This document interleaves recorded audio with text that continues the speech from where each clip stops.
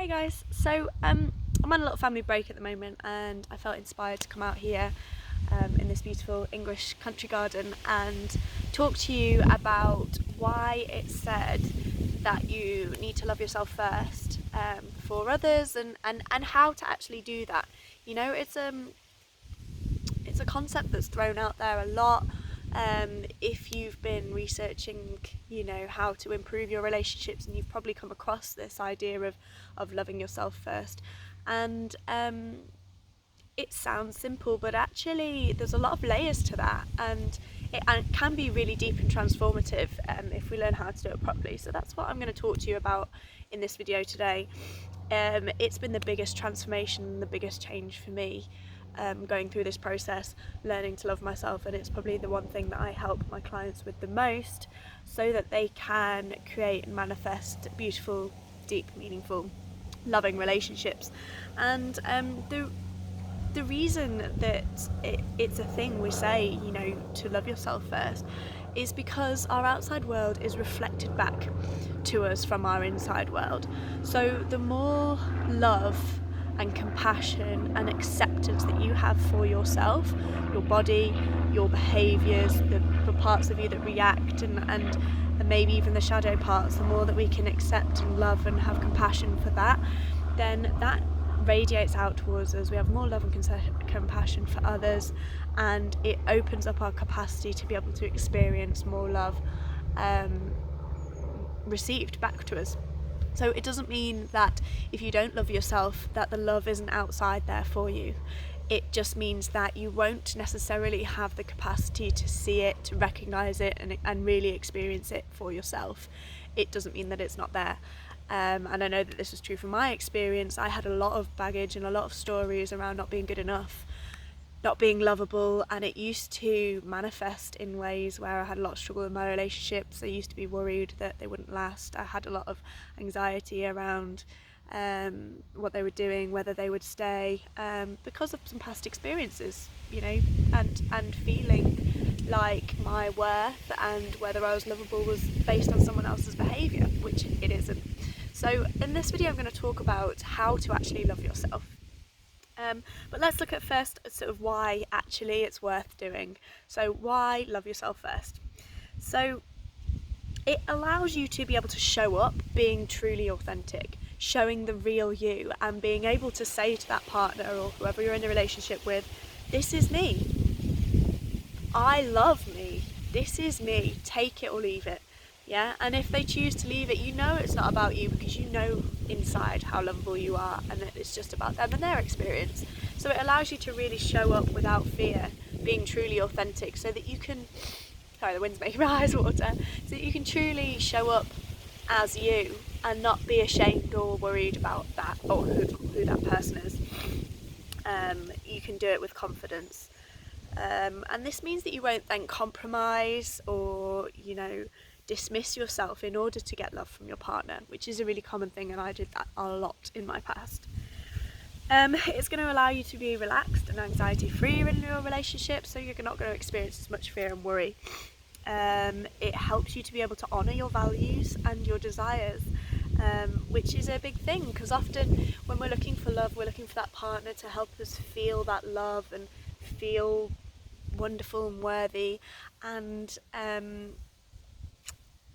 we kind of lose ourselves, and we can forget what's important to us and what our values are, and just go along with whatever that person wants, and ultimately can lead to anxiety and worrying. And if you bend over backwards for someone all the time, and you lose yourself, it's never enough, because that person actually doesn't really know what they want either. They're looking to you to meet their emotional needs, to love them and to be what they want you to be, but that's their experience, so you can never be what they want you to be, because you both have different experiences. It will never be enough, and so it's much better to learn to meet your own needs and to not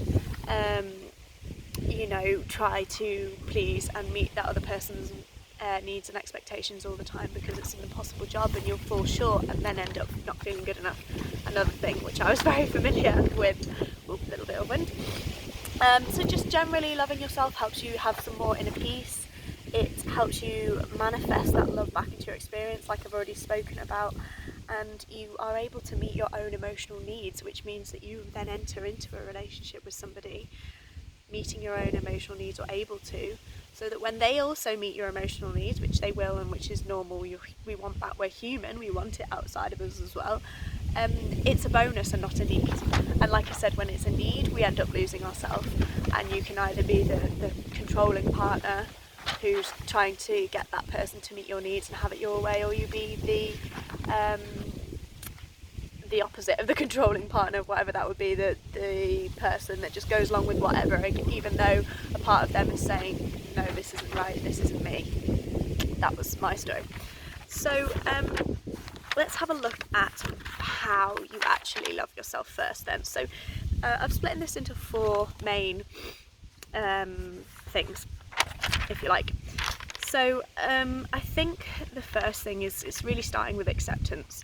Can you learn to accept all parts of you, even the part of you that might be childish, even the part of you that might have anxiety and be reactive or angry or judgmental, you know? There's a reason that a part of you behaves that way, and it's okay. And you can change it, but you have to bring love and compassion to it first. There's not no bad or childish behaviour means there's something wrong with you or you should be ashamed of that. It's just how you've learnt to deal with situations that trigger you in the past. And so actually, you know, have compassion for that part. It's actually trying to help you, even though it's coming out as angry or whatever the emotion is that's not desirable. For me, it would be very sensitive, very emotional, sometimes lots of tears, or and it would depend on the situation, of course, and that also depends on what part of you is triggered, whether it comes out in anger or whether it comes out with tears or hiding or whatever. And what I want to say here about acceptance as well is that it doesn't mean that you're okay with that behaviour. It kind of means that you're accepting that you're human and you're working on it. And what happens then when we can do this is we move away from the shame of having anxiety, the shame of being worried about something, and the shame of fearing that you're going to be cheated on, so you're checking their phone or whatever it is, and you're moving towards that self-compassion, like I said. So on this point of acceptance as well, it also includes acceptance of your body and your appearance. This is a big one. I see it more in women than men, but it's definitely in all of us, where we don't feel good enough because of our body shape, size or appearance in some way, and then we feel like that's not good enough and we put shame on ourselves for it, and we hide a part of ourselves instead of feeling lovable and confident.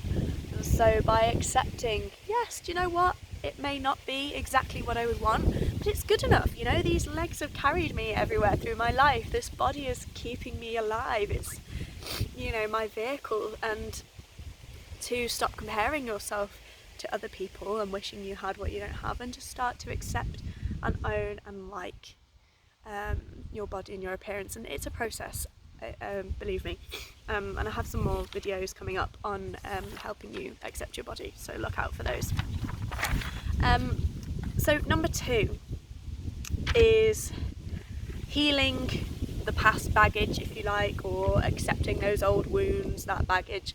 And what I mean by accepting them is kind of just looking at what's happened in the past, the challenges and the pain that you might have had in relationships and before then through childhood, and starting to see them as necessary, because everything that happens to us, everything that we go through is all for our higher purpose. We grow through challenges, we grow through pain, and it's your life journey to have those experiences. They are necessary for you to wake up, necessary for you to repeat those patterns so that they can be healed, necessary for you to have that learning, even if on the outside it seems like what might have happened was really negative or horrific.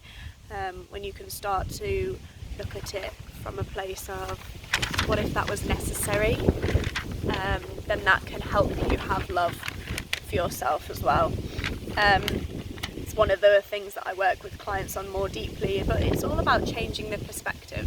So when you look back at maybe some childhood experiences, oh my gosh, the wind's going crazy, or you look back at some things that you did that maybe you feel like you could have done better, or whatever, and you just go, send love to that experience and forgive yourself and forgive those involved, and have compassion for the part of you that had the strength to go through that experience and to get you through, because you're here today watching this video.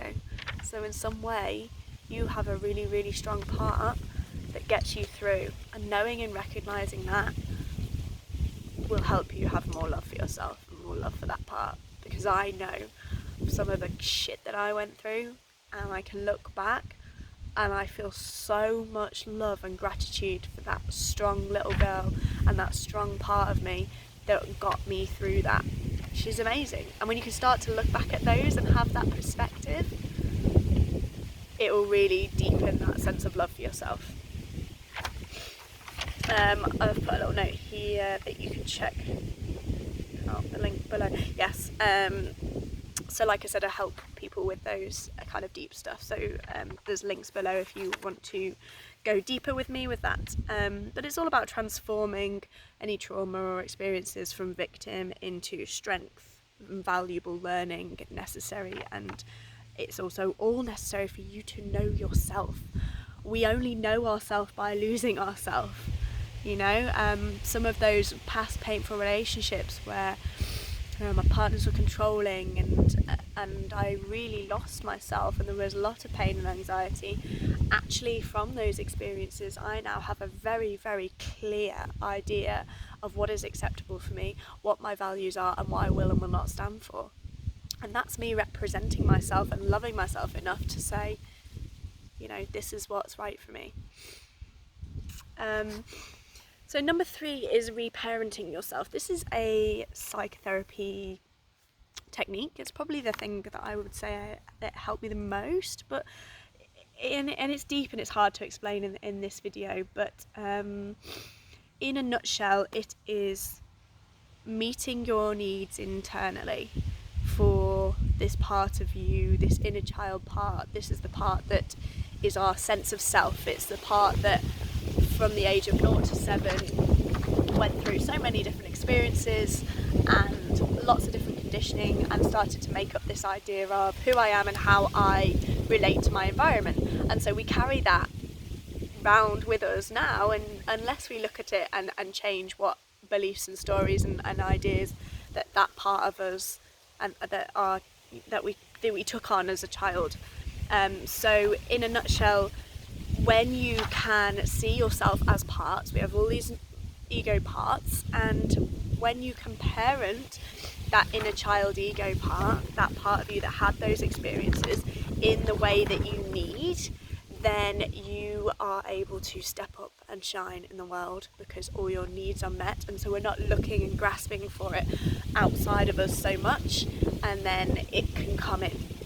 Anyway, so treating your inner child with love and compassion to meet those needs, it has to come from within. If it's outside, it will never feel enough. And I can tell you that from experience as well, where you're trying to get your needs met from your partner and it just doesn't feel like enough.